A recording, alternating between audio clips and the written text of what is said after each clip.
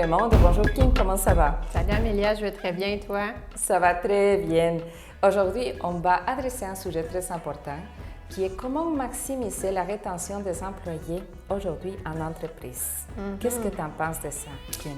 Tout à fait, c'est l'objet de notre capsule aujourd'hui parce que c'est un thème qui est très important, particulièrement en 2023. On parle beaucoup de rétention de main-d'œuvre en regard de la pénurie actuelle. Donc, on veut porter l'accent un peu plus aujourd'hui sur le fait que la francisation, l'intégration culturelle, ça joue un rôle clé là, à ce niveau-là. Absolument. Donc alors, j'aimerais que tu nous expliques comment ce processus d'intégration culturelle en entreprise et la francisation puisse avoir un impact dans la rétention. Absolument. Bien, le fait, en fait, que l'employé sente que l'entreprise s'intéresse à lui, qui donne le meilleur pour lui pour favoriser une intégration réussie, bien, automatiquement, il va en découler un sentiment de bien-être. Il va sentir qu'on s'intéresse à lui, qu'on prend soin et de par le fait même, il va y avoir un investissement supplémentaire là, au niveau de son travail, du sentiment d'accomplissement au quotidien. Donc, ça a un impact assurément. Absolument et assurément, comme Kim nous dit, parce que qui aujourd'hui ne veut pas être dans un environnement inclusif dans lequel on est compté comme des êtres humains et pas comme des numéros. Ça, c'est quelque chose de très important et qu'aujourd'hui, on a besoin de plus en plus d'être vraiment tenu en compte dans nos besoins et dans notre possibilité de développement aussi. Est-ce que tu pourrais nous partager des clés que les entreprises devraient tenir en compte pour que cet investissement puisse être vraiment un bon retour pour l'entreprise?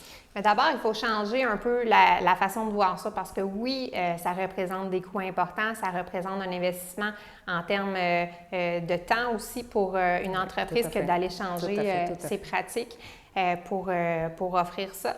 Mais il faut le voir un peu d'une autre façon parce que, à défaut de le faire, il va y avoir nécessité de reprendre le processus de recrutement à zéro, d'aller former de nouveaux employés également. Donc, tout ça, ça représente des coûts importants.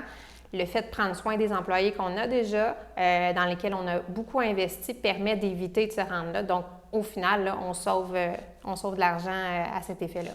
Oui, c'est super important et además, además, ça sortit mon espagnol.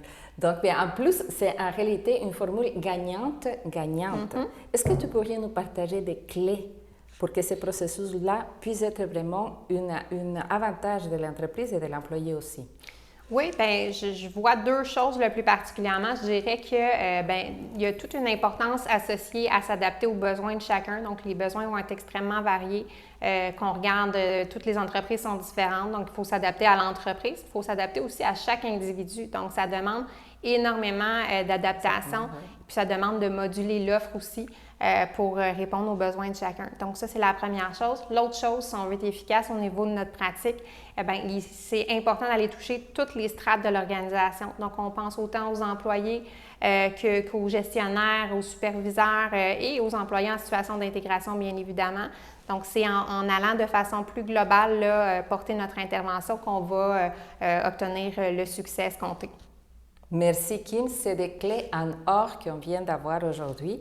Je te remercie énormément. On vous invite aux prochaines capsules dans lesquelles on va adresser des sujets vraiment d'intérêt, d'actualité dans ce sujet-là. Et nous, on est là, Complexix, pour pouvoir identifier vos besoins. Si jamais vous avez besoin d'identifier quels sont vos besoins et comment vous aimeriez maximiser cet investissement-là pour la rétention des employés, on est là, Kim. Absolument, on est là pour vous. Donc, ça va nous faire plaisir de vous parler, de vous rencontrer, assurément. Donc, en attendant, à bientôt. À bientôt. À la prochaine. Merci, Kim. Merci.